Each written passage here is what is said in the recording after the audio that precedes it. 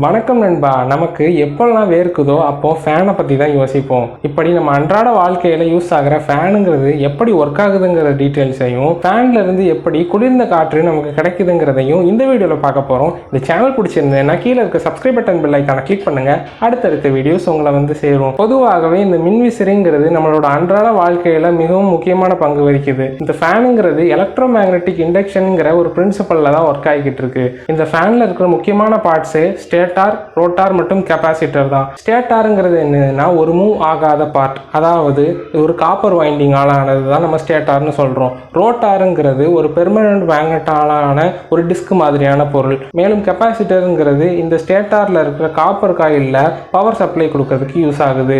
இப்போ நம்ம ஃபேன் சுவிட்ச் ஆன் பண்ணதுக்கப்புறம் இந்த கெப்பாசிட்டருக்கு கரண்ட் போய் கெப்பாசிட்டர்லேருந்து இந்த ஸ்டேட்டாரில் இருக்கிற காப்பர் வைண்டிங்ஸுக்கு இந்த ஏசி கரண்ட்டுங்கிறது பாஸ் ஆகும். இப்படி இந்த கரண்ட் பாஸ் ஆகும்போது அந்த காயில்ல ரொட்டேட்டிங் எலக்ட்ரோமேக்னெட்டிக் ஃபீல்டுங்கிறது ஜென்ரேட் ஆகும். இந்த ரொட்டேட்டிங் எலக்ட்ரோமேக்னெட்டிக் ஃபீல்டுங்கிறது அந்த ரோட்டாரை டிஃப்ளெக்ட் பண்ணும். அதாவது ரோட்டாருங்கிறதே ஒரு பெர்மனன்ட் மேக்னெட்டாக இருக்கிறதுனால இப்போ நம்ம சாதாரணமாக ஒரு மேக்னெட்டை எடுத்து அதோட நார்த் போலையும் நம்ம ஜாயின் பண்ணணும்னு நினைச்சா நம்மளால முடியாது. ஏன்னா சேமா இருக்கிற போல்ஸுங்கிறது டிஃப்ளெக்ட் தான் பண்ணும், சேராது.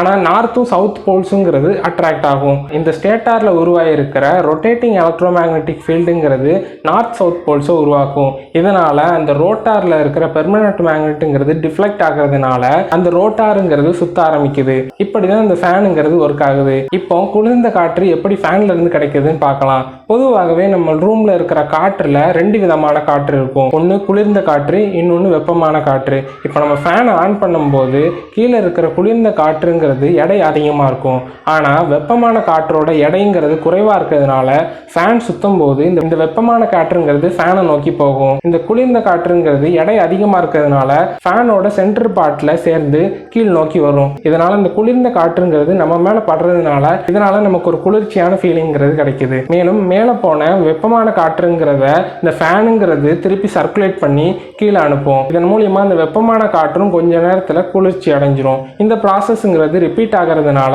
நமக்கு குளிர்ந்த காற்றுங்கிறது கிடைச்சிட்டே இருக்கு. இன்னொரு காரணம் என்னன்னா, நம்ம உடல் அதிகமாக வெப்பமாகும் போது நமக்கு வியர்வைங்கிறது சுரக்கும். இந்த வியர்வைங்கிறது பொதுவாகவே நம்ம உடல் வெப்பமாகிறது தடுக்கும். அந்த நேரத்தில் நம்ம ஃபேன் போடும்போது நம்ம உடல்ல ஏற்கனவே வேர்வை இருக்கிறதுனால அந்த ஃபேன்ல இருக்கிற காற்றுங்கிறது நம்ம வியர்வையில பட்டு அது ஆவியாகிறதுனால மேலும் நமக்கு குளிர்ச்சியான ஃபீலிங்கிறது கிடைக்குது.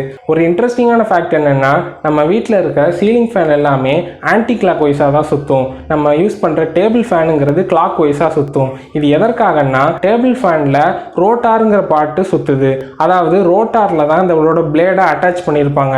இதனால எலக்ட்ரோமேக்னெட்டிக் ஃபீல்டு ப்ரொடியூஸ் ஆகும்போது இந்த ரோட்டாருங்கிறது சுத்துறதுனால அதோட கனெக்ட் ஆகிருக்கிற ஃபேன் பிளேடும் கிளாக் வைஸ்ல சுத்தும். ஆனால் நம்ம சீலிங் ஃபேன்ல நம்மளோட பிளேடை அந்த ஸ்டேட்டார்ல மாட்டியிருப்போம். ரோட்டாருங்கிறத நம்ம சீலிங்ல அந்த ராட் மூலியமா ஃபிக்ஸ் பண்ணியிருப்போம். இதனால இந்த ஸ்டேட்டார்ல எலக்ட்ரோமேக்னெட்டிக் ஃபீல்டு உருவாகி அந்த ஃபேன் சுத்தினாலும் மேலே இருக்கிற சீலிங்கிறது ஃபிக்ஸ்டாக இருக்கிறதுனால இந்த ஸ்டேட்டாரை திருப்பி சுத்த ஆரம்பிக்குது.